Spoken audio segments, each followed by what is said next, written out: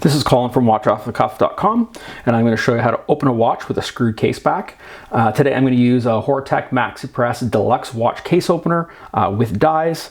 We're going to take this particular watch here. Now this particular Seiko has 6 evenly spaced grooves, so with that we can use this generic tool.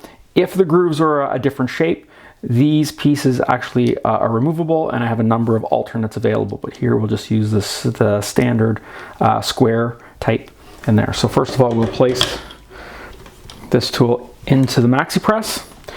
Next, we're going to take this watch case holder and we're going to open up the jaws. This does have adjustable Delrin stops, so we could use this, for example, for larger or smaller watch cases. So I'm going to close the jaws on that. Make sure it's fairly level. Right, now it slips into the Maxipress, and then we can lower this tool. I'm going to line it up over 2 opposite grooves, and we'll tighten there so it's nice and snug.